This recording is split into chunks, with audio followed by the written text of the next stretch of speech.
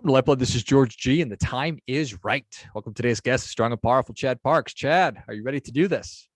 I am George. Let's go. Let's go. Chad is the founder and CEO of Ubiquity Retirement and Savings. They're a pioneer in highly customizable flat fee retirement plans for small businesses. I think you've been going at it for over 20 years now at this point, Chad. Tell us a little bit about your personal life, some more about your work, and why you do what you do. Oh my gosh. Yeah, I ask myself that every day. No, just kidding.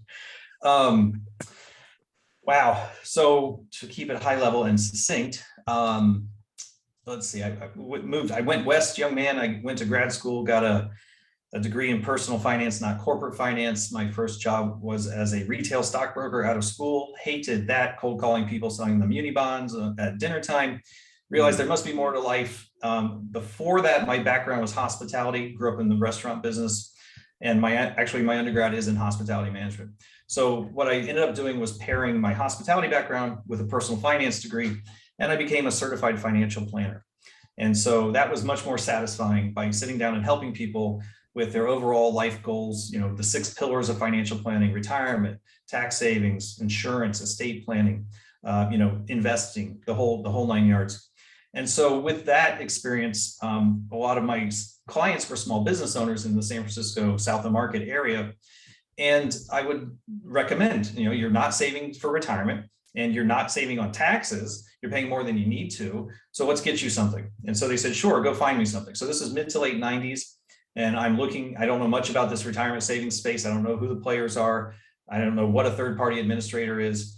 I just know that this problem needs to be fixed for my clients. I go to market and I'm literally appalled at what I saw. This was right around pre-internet. Okay. So heavy paper based, just really expensive solutions, paying me a fat commission if I wanted to. But again, I'm an independent advisor at this point. I don't want to earn commission. And the internet was coming along and I was in San Francisco. So I kind of researched the market, saw that 72% of small business owners under 100 employees didn't offer any workplace savings plan to their employees. The reason was because our industry was not providing solutions to the small market because they have an asset under management business model. So you have to have a lot of money for them to make money to be able to support you. And what we found was that, small plans, no plans, small dollars, no dollars, they can't make money, so they ignored the market. The internet comes along. I see that as the great equalizer, levelizing the playing field. I can distribute over the internet. I can charge a different fee structure. And so I started the company. It was called the Online 401k. And what differentiated us was that we were a flat monthly fee for service provider, a subscription base, if you will. We were SaaS before SaaS was cool. And didn't matter if you had $1 or $1 million, and it didn't matter what you invested in, because I wasn't going to steer you one way or the other. I was going to facilitate that. And that was our hypothesis for a business model. And 22 years later, yes, here we are still doing it, chipping away at that amazing number of uncovered employees in our country. And to bring that fast forward to today, there's about 5 million small businesses, 60 million employees who don't have the ability to save that work today, 22 years later after I started the company. So obviously I failed in my mission, but we can talk more about that because it's getting better. Nice. So kudos to you for, to be, how many years were you in the business when you said, you know what, there's just no good solution, I'm going to do it? 3. Yeah. Wow. I was 25 when I started as a retail broker, and I was 28 when I started this company. So it didn't take me long. No, that's pretty audacious. Well, when you're that young, you don't have much to lose. You don't know the difference. You take a few more risks than you would today. Right. Well, I appreciate that. And certainly everything you're talking about, we've certainly spent a good amount of time on the show talking about and exploring the different challenges. And I know that we've had on Andrew Meadows from your firm a couple of times, and he talked about your documentary that you made some years ago, Broken Eggs. That's right. It was detailing a lot of the problems that people had been facing. I think that was in like 16 or so. So it's been 5, 6, 7 years. How has your perspective shifted since making that film, if at all? Oh my gosh. Yeah, no. And thank you for bringing it up. That was a pet project that, came from the heart, really. And we So again, it's Broken Eggs film, The Looming Retirement Crisis in America. You can go watch that on YouTube. Just type in Broken Eggs film and watch the feature-length 80-minute documentary. And just a little quick background is that, you know, we focused on what is the current state of retirement for three generations: boomers, Gen X, and millennials, and what's the reality. And we looked at the three-legged stool that is supposed to be there for people of retirement, which is pension, Social Security, and your own personal savings. And we broke that down by each generation to see what is the reality. And it was just eye-opening. I mean, clearly that some boomers have all three. Some of them are in a good spot.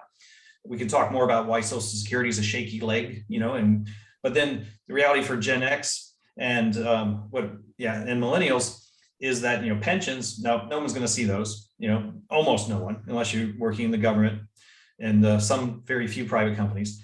And forget about Social Security for the millennials, even for us. I mean, I'm guessing you're about my age or a little younger.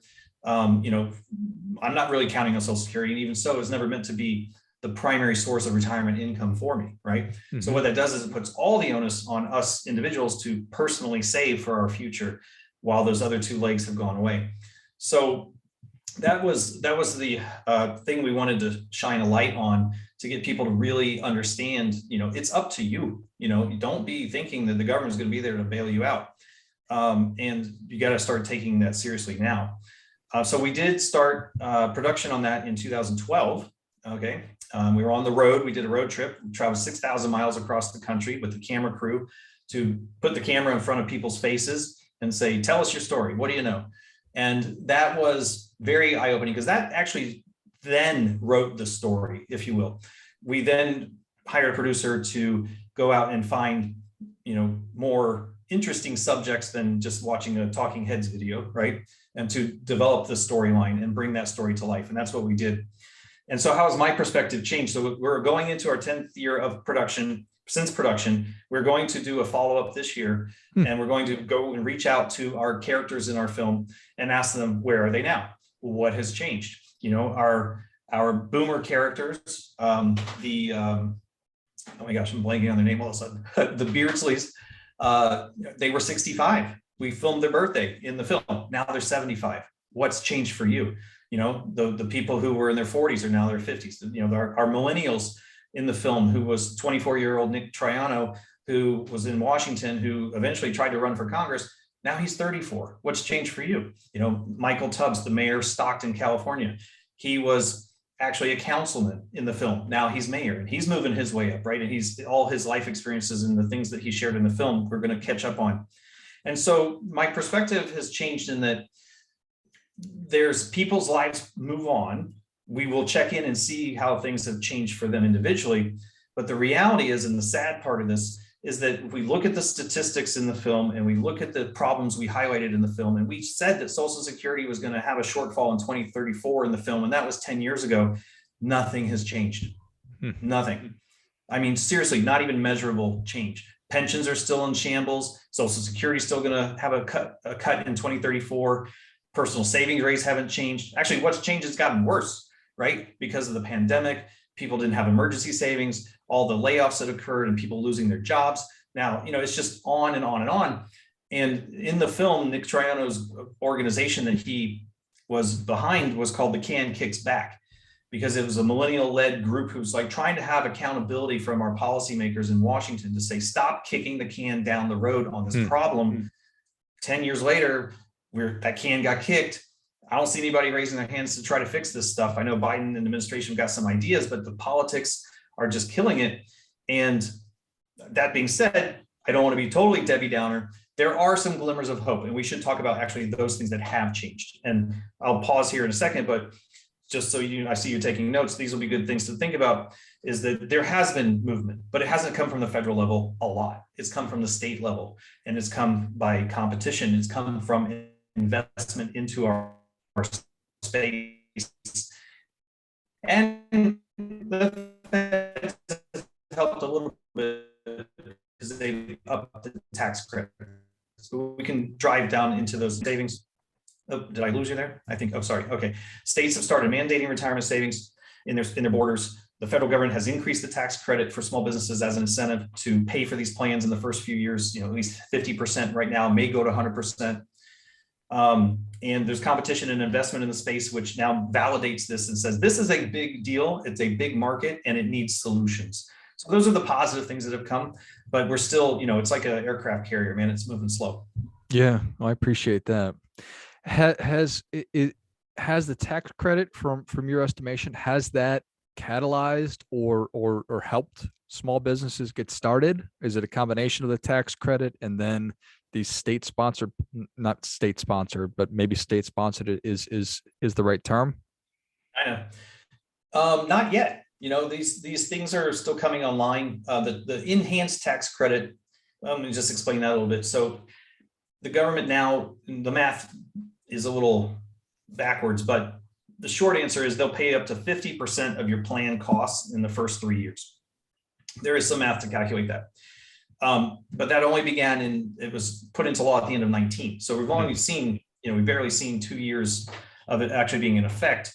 And frankly, it's, not many people know about it. There's not like they're out there flying airplanes with the banners on it saying, get your tax credits for your retirement plan.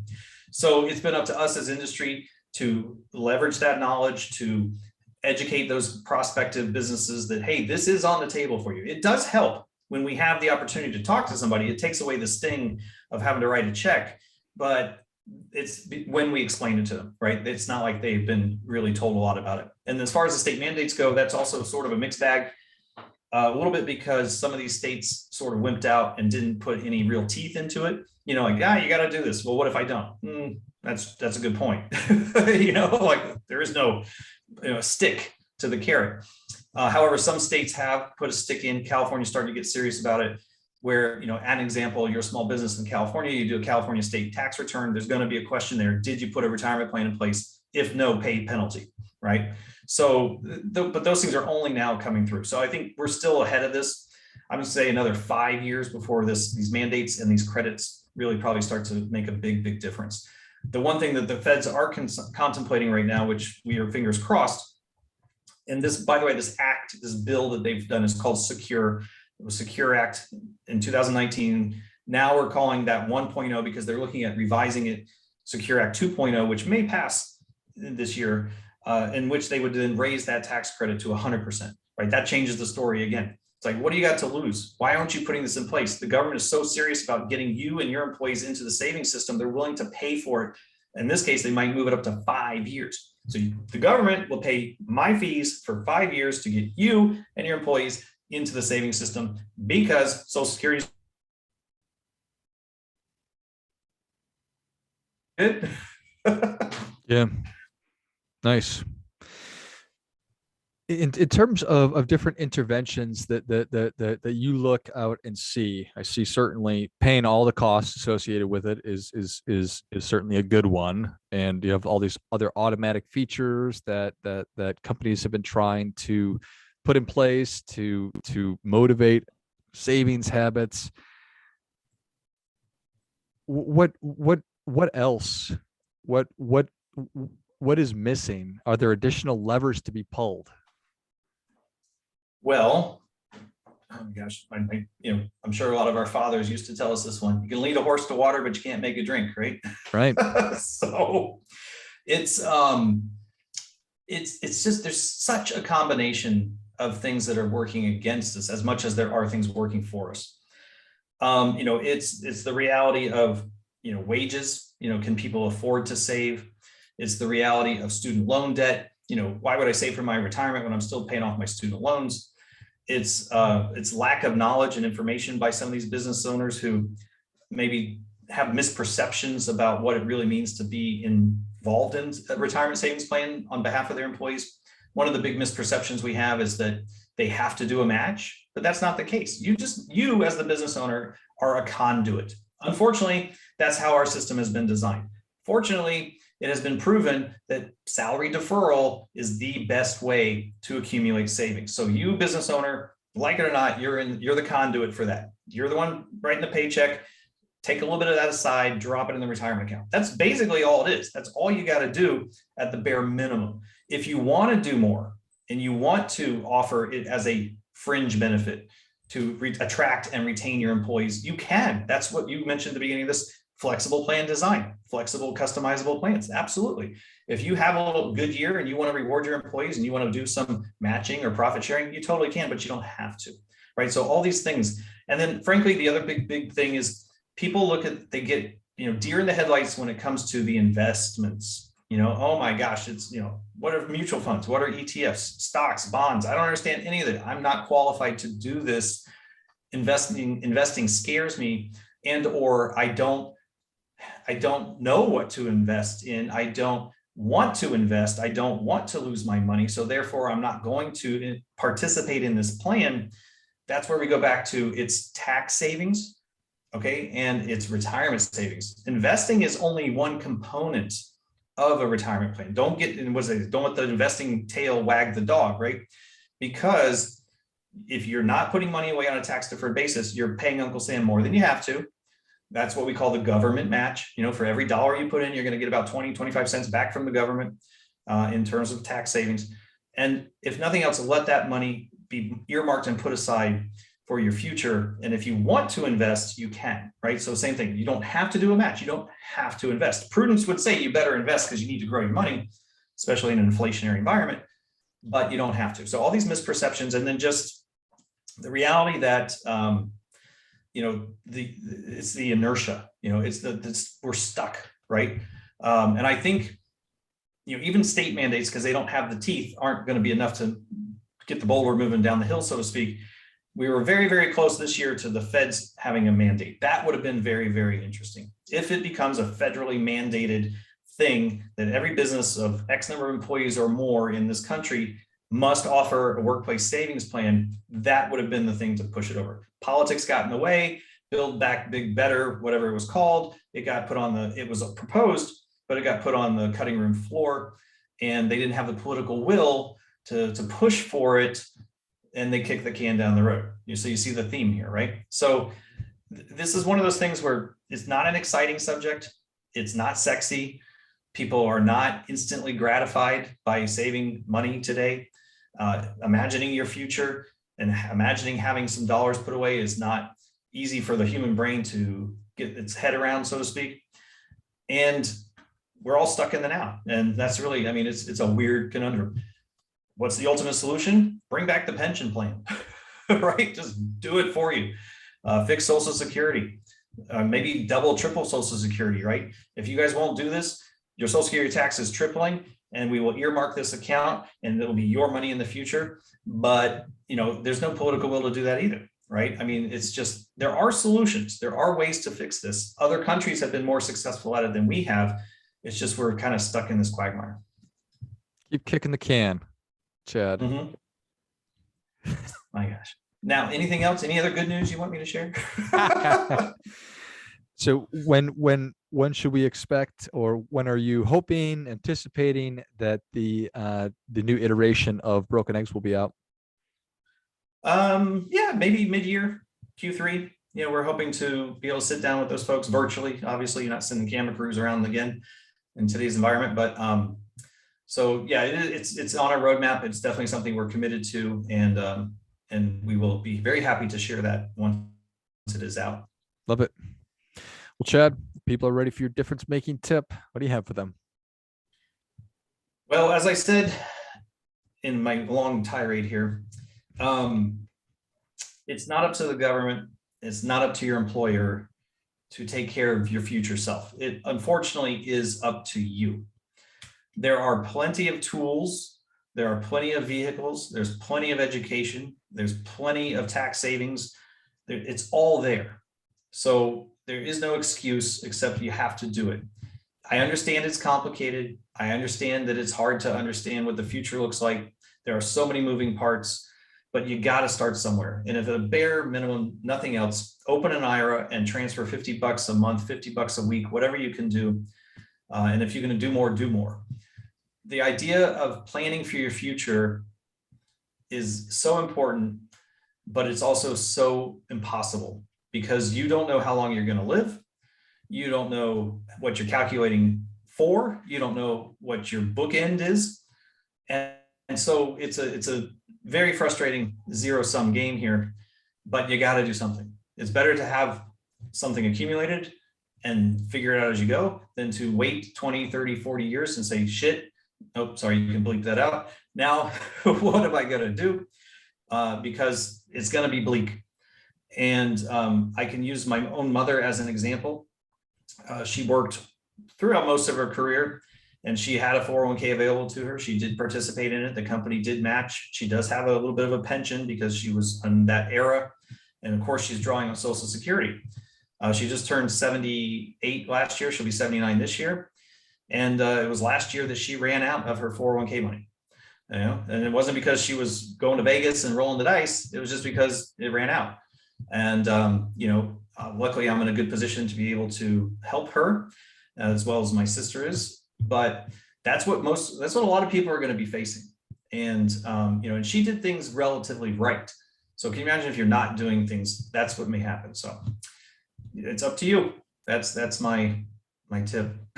Well, I think that is great stuff. It definitely gets, come on. That's the only way to put it. I mean, nobody's coming to save us, Chad. No matter if it's the state that you live in or the federal government or whatever. You need to accept the personal responsibility to be paying attention to this stuff. And to your point, just get started. Open an IRA and throw $50 in it and just get started. Yeah. Thanks so much for coming on. Where can people learn more about you? How can they engage with you and Ubiquity? Yeah, well, thank you always for that opportunity. So our website address is www.myubiquity.com, where you will find all about our organization, our values, what drives us, our products, and really, how we're trying to make a difference in this world. And of course, you can learn about our team and everybody else too. So that's the best bet. I think it's like pretty sure we're out there on social media too. Instagram and Facebook for sure. I think we actually might even be on TikTok now. George, you see how cutting edge we are as an organization? I am not a Luddite. I do know what these things are. So anyway, that's where we're at. I love it. Well, if you enjoyed this much as I did, show Chad your appreciation and share today's show with a friend who also appreciates good ideas. Go to myubiquity.com. That's myubiquity.com and check out all the great resources that they have. Keep an eye out for Broken Eggs coming out later on this year. And if you are a small business or you work in a small business that does not currently offer a retirement plan, check out Ubiquity and see if it makes sense. Thanks again, Chad. You're very welcome, George. Thank you. And until next time, keep fighting the good fight. We are all in this together.